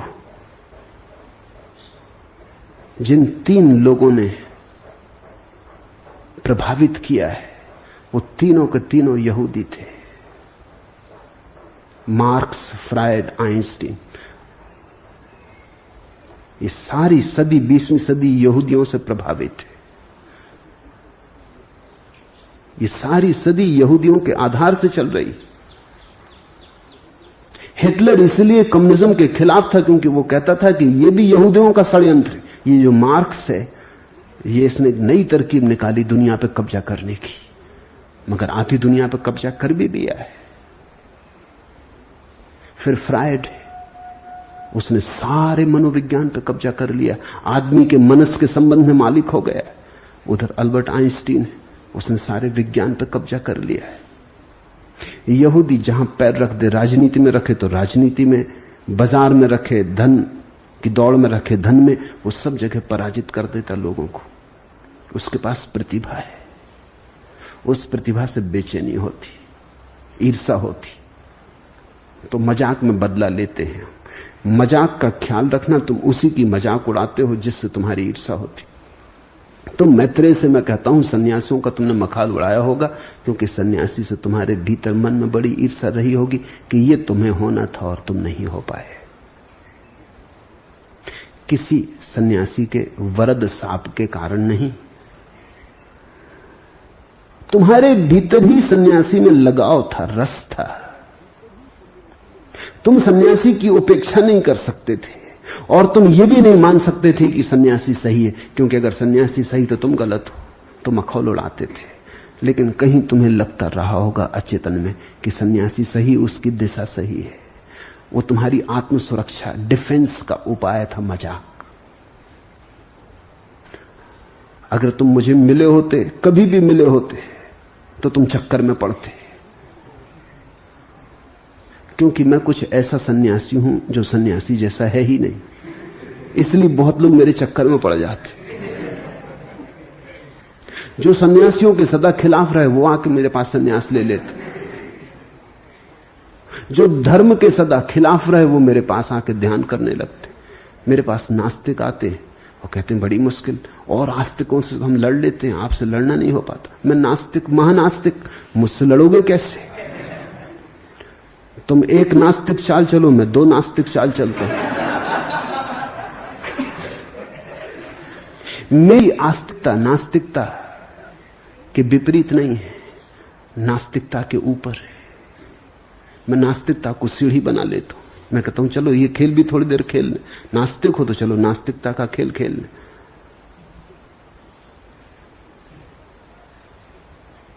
नास्तिकता मेरे लिए आस्तिकता की सीढ़ियां बन गई।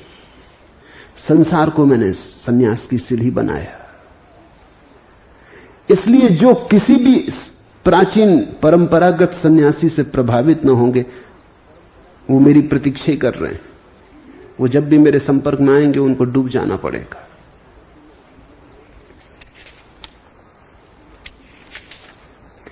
मैंने कुछ फूल चुने, मैंने कुछ गीत बुने, अपनी महफिल को सजाने के लिए, अपने जीवन को बिताने के लिए।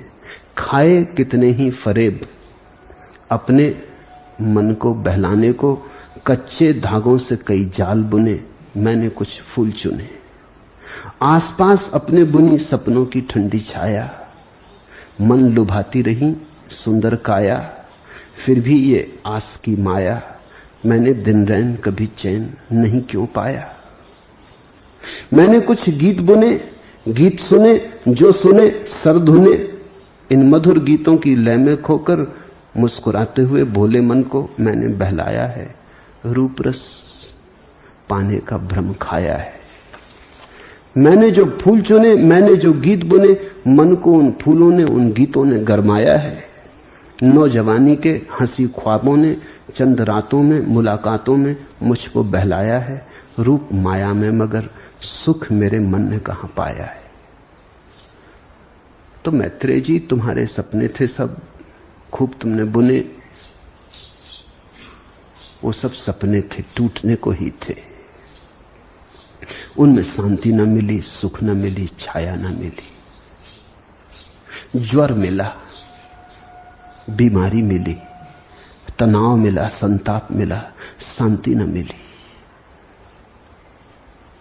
संसार से थके हारे को, महत्वाकांक्षा से थके हारे को सन्यास के अतिरिक्त और शरण कहां? हारे को हरिनाम।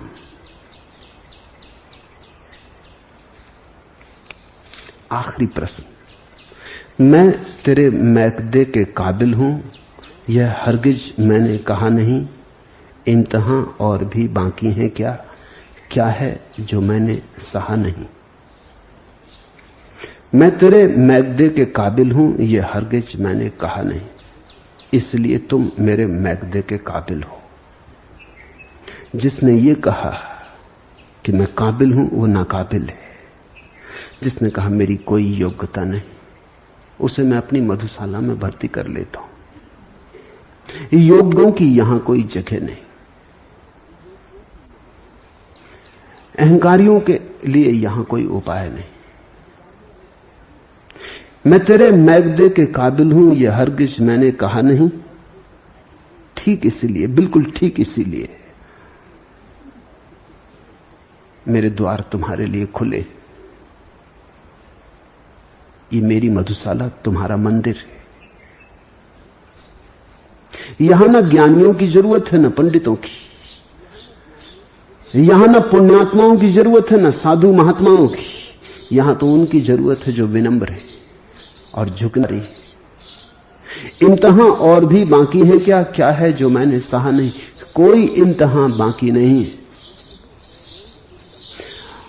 अगर तुमने जो सहा है उसे मूर्छा में नहीं सहा है तो फिर कोई इम्तहा बाकी नहीं। तुमने जो सहा है अगर होशपूर्वक सह लिया है तो तुम आ गए हो साक्षी के किनारे। वो घटना घटने के ही करीब है, किसी भी क्षण घट सकती। लेकिन अगर मूर्छा में सहा है तो एक इम्तिहान बाकी है और वो है जागने का। जो जो मूर्छा में सहा है अब उसे जाग के सह लो। जो भी तुम जाग के सह लोगे उससे तुम मुक्त हो जाओगे।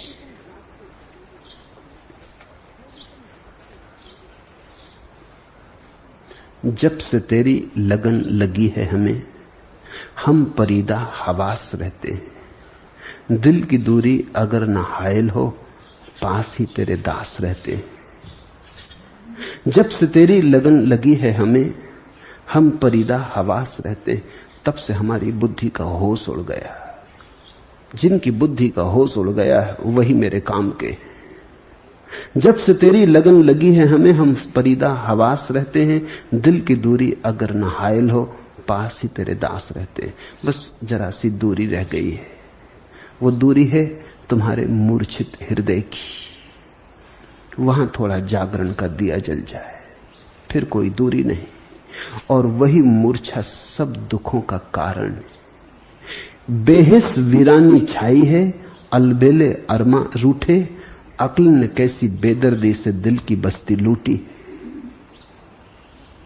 बुद्धि ने तुम्हें लूटा है, तुम बुद्धि के हाथों लूटे गए हो। बेहिस वीरानी छाई है, अलबेले अरमा रूठे।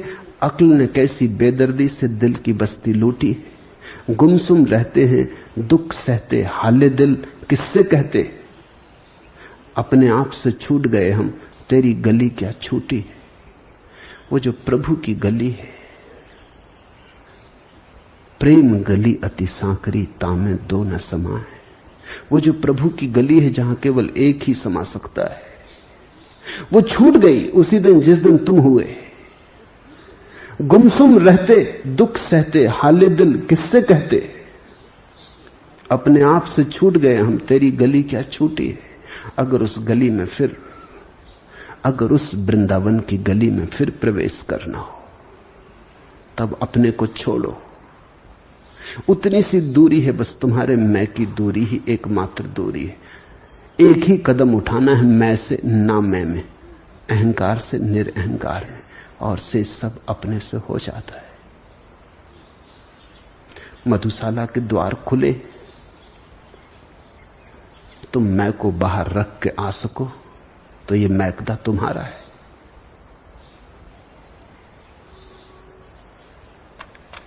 हरि ओम तत्सत। आज इतना है।